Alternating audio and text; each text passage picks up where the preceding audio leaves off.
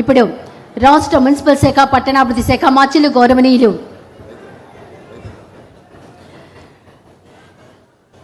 స్వర్ణాంధ్రప్రదేశ్ రాజధాని నిర్మాణంలో తమ వంతుగా ప్రభుత్వానికి తమ సొంత భూమిని రాజధాని రాజమార్గం కోసం ఇచ్చిన రైతులు మనతో ఉన్నారు. ముందుగా శ్రీ తెల్లమేకల నాగేశ్వరరావు గారు వారిని మాట్లాడవలసిందిగా కోరుతున్నాం.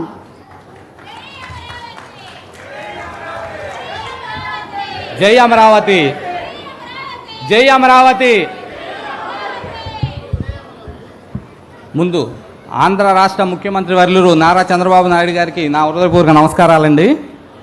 మేము నవలూరు గ్రామం అండి. ఫస్ట్ మేము ల్యాండ్ పూలింగ్కి ఇవ్వడానికి కూడా మేము ఫస్ట్ ఇష్టపడలేదండి.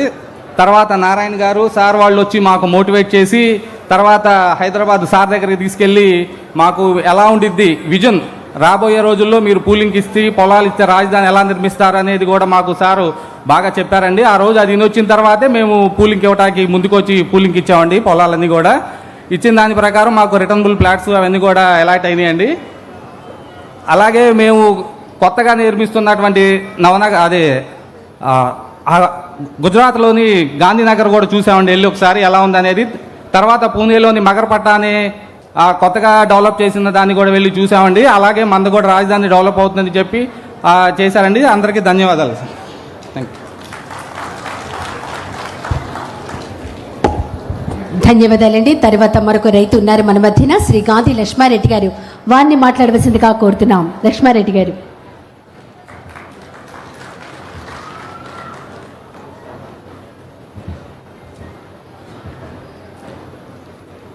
గౌరవనీయులు ఆంధ్రప్రదేశ్ ముఖ్యమంత్రి వర్యులు నారా చంద్రబాబు నాయుడు గారికి, అట్లనే నారాయణ గారికి, అట్లనే నాదెండ్ల మనోహర్ గారికి, ఇక్కడ వేదికను అలంకరించిన పెద్దలకు, అట్లనే రాజధాని గ్రామాల నుంచి వచ్చిన రైతులకు అందరికీ కూడా నా నమస్కారాలు. ఇక్కడ రాజధాని ప్రకటించిన తర్వాత మన పరిస్థితి మా ప్రాంతం మొత్తంగా కూడాను చాలా బ్రహ్మాండంగా చాలా డెవలప్ అవుతూ ఆర్థికంగా కూడాను మేమంతా కూడాను బాగా ముందుకెళ్తున్నాము. అట్లనే నారా లోకేష్ బాబు గారు నిడమర్రు హై స్కూల్ మోడల్ స్కూల్గా చేసేసి మన రాష్ట్రంలోనే ప్రథమముగా బ్రహ్మాండంగా జరుగుతుంది 5 ఎకరాల స్థలంలో. అట్లనే మాకు కిమ్స్ హాస్పిటల్ ఇచ్చేశారు. ఇవన్నీ కూడా బ్రహ్మాండంగా జరుగుతూ ఉన్నాయి. వారికి ఈ ప్రాంతవాసిగా రైతుగా ధన్యవాదాలు తెలుపుకుంటూ సెలవు తీసుకుంటున్నాను.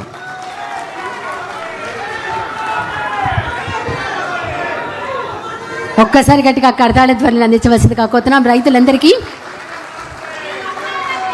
తర్వాత రాష్ట్ర మున్సిపల్ శాఖ పట్టణాభివృద్ధి శాఖ మాచిలు శ్రీ పి నారాయణ గారిని మాట్లాడవలసిందిగా కోరుతున్నాం.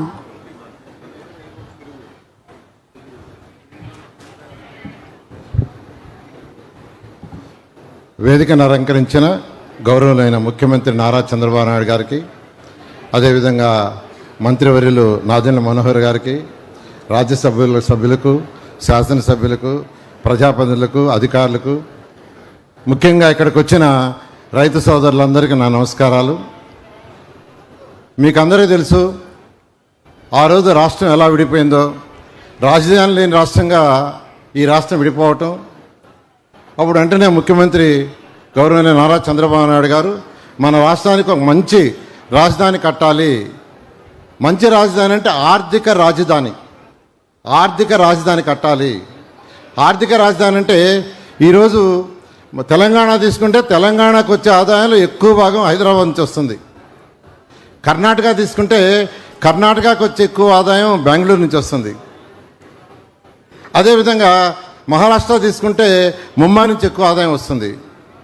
ఈ విధంగా ఆ రాష్ట్రాలకు వచ్చే ఆదాయం ఆ క్యాపిటల్ సిటీ నుంచే జనరేట్ అవుతుంది. అదేవిధంగా మన రాష్ట్రంలో కట్టే రాజధాని కూడా ఆర్థిక రాజధాని కావాలి. ఇక్కడ నుంచి ఆర్థిక స్థితి పెరగాలి. ఇక్కడ వచ్చే ఆదాయం ఈ రాష్ట్రంలో ఉన్న అన్ని జిల్లాలకు పంచాలి. అటు సంక్షేమము అభివృద్ధి చేయాలనే విధంగా గవర్నర్ ముఖ్యమంత్రిగా ఆ రోజు దిశానిర్దేశం ఇచ్చి ఒక మంచి రాజధాని కట్టాలని దానికి మాస్టర్ ప్లాన్ డిజైన్ చేయడానికి సింగపూర్ గవర్నమెంట్ అప్రోచ్ కావటం, వారు అడిగిన వెంటనే వారి మీద ఉన్న నమ్మకంతో వెంటనే వాళ్ళు యాక్సెప్ట్ చేసి దానికి ఒక master plan, capital region master plan అని, అదేవిధంగా సిటీ మాస్టర్ ప్లాన్ అని, అదేవిధంగా సీడ్ క్యాపిటల్ మాస్టర్ ప్లాన్ అని 3 ప్లాన్స్ ఇచ్చారు. ఆ తర్వాత వెంటనే ఇక్కడ ఐకానిక్ భవన్స్ అయితే కట్టాలని అధికార భవనాలు ఐకానిక్ భవనాలు కట్టాలనే ఉద్దేశంతో Norman fast and partner London వారిని యాక్చువల్గా ఫైనలైజ్ చేయడం జరిగింది. ఇవన్నీ చేయటానికి ముందు ల్యాండ్ కావాలి.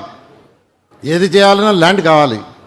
ల్యాండ్ కావాలంటే అది అమరావతిని ఎక్కడ పెట్టాలనే ఫస్ట్ అనేక డిస్కషన్లు చేసి అనేక మందితో డిస్కస్ చేసి శాసనసభలో డిస్కస్ చేసి కృష్ణానది ఒడ్డునైతే అమరావతి కడితే అన్ని జిల్లాలకు సమన్యాయం జరుగుతుంది. ఈ కృష్ణా జిల్లా అనేది, ఈ నది ఒడ్డు అనేది అటు ఉత్తరాంధ్రకి చివరి జిల్లా అయినట్టు శ్రీకాకుళంకి, అదేవిధంగా రాయలసీమకి చివరి జిల్లా అయినట్టు అనంతపురంకి సమదూరంలో ఉంటుంది. రైలు మార్గం ఉంది, ఇక్కడ రోడ్డు మార్గం ఉంది, దగ్గరలో పోర్ట్ ఉంది, అన్నిటికీ అనుకూలమైందని ఆ రోజు నిర్ణయించడం, ఆ తర్వాత మాస్టర్ ప్లాన్ డిజైన్ చేయించడం. అయితే దీనికి ముందు ల్యాండ్ పుల్లింగ్కి నోటిఫికేషన్ 2015 జనవరి 1 ఇవ్వటం జరిగింది.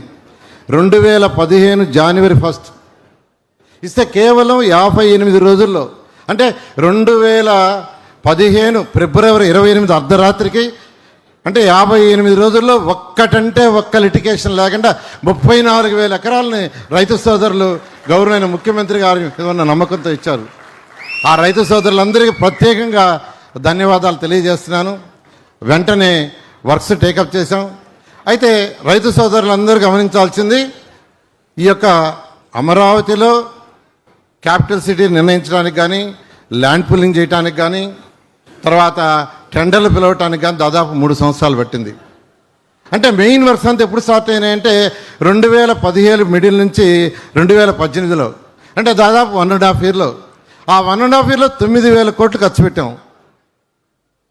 కానీ 2019లో ప్రభుత్వం మారటం, గత ముఖ్యమంత్రి ఎలక్షన్ 2014-19లో అసెంబ్లీ సాక్షిగా అమరావతి రాజధానిని చేతులెత్తి 30,000 ఎకరాలు ఇక్కడ కావాలని ప్రభుత్వం మారంగానే మాట మార్చి 3 రాజులను తీసుకొచ్చాడు. 3 ముక్కలు ఆటాడాడు. రైతులు నానా ఇబ్బందులు పెట్టారు. మహిళలంతా చూడకుండా వాళ్ళందరినీ చిత్రహింసలు పెట్టారు. పోలీస్ స్టేషన్లు చుట్టూ తిప్పారు, కోర్టులు చుట్టూ తిప్పారు. కానీ ఏ రైతు కూడా భయపడలా.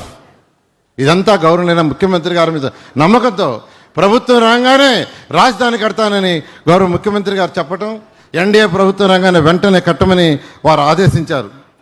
అయితే వెంటనే టెండర్లు పిలవాలంటే అనేక ఇబ్బందులు వచ్చినాయి. గత ప్రభుత్వం చేసిన అవకతవకల వల్ల అనేక ఇబ్బందులు. టెండర్లు ఏదైతే 14-19లో పిలిచామో వాళ్ళకి 3,000 కోట్లు ఇవ్వాల్సి ఉంటే ఒక్క పైసా ఇవ్వాల. వాళ్ళందరూ మా టెండర్లు క్లోజ్ చేయండి, మా బ్యాంక్ గ్యారెంటీలు బ్యాక్ ఇవ్వండి, మేము వేరే టెండర్లు పిలుచుకుంటాం అంటే క్లోజ్ చేయాల. వాళ్ళని అనేక ఇబ్బందులు పెడితే వాళ్ళు ప్రభుత్వం రాగానే మా సమస్యలు సాల్వ్ చేయమంటే టెక్నికల్ కమిటీలు వేసి సున్నితంగా, అంటే మళ్ళీ వాడు కోర్టుకు పోతే రాజధాని అయిపోద్ది, కోర్టుకు పోకుండా సున్నితంగా టెక్నికల్గా అవన్నీ సాల్వ్ చేసి మళ్ళీ టెండర్లు పిలవటానికి మొదలయ్యాం. అయితే టెండర్లు పిలవాలంటే గత 5 సంవత్సరాల వర్క్లన్నీ ఆగిపోయినాయి. ఆ వర్క్లు ఎలా ఉన్నాయో చెక్ చేయడానికి ఐఐటి చెన్నై, ఐఐటి హైదరాబాద్తో మళ్ళీ కమిటీలు వేసి వాళ్ళ దగ్గర రిపోర్ట్స్ తీసుకొని వర్క్ స్టార్ట్ చేసాం. రైతు సోదరులందరూ గమనించాల్సింది ఏంటంటే ఈ 2 సంవత్సరాల 2 నెలల్లో దాదాపు 1 సంవత్సరం మాకు గత సంవత్సరం చేసిన అవకతవకలు సరిదిద్దడానికి సరిపోయింది. 12 నెలలు. వెంటనే టెండర్లు పిలిచాం. ఎంతో వేగవంతంగా ఈరోజు మీకు అందరికీ తెలుసు 350 కిలోమీటర్ ట్రంక్ రోడ్. ఉత్తర రోడ్లు అయితే ఎప్పుడు అయిపోయినాయి. రోడ్లతోటే underground drainage, drinking water, reused water, storm water, electrical lines, అన్ని లైన్స్ అండర్ గ్రౌండ్.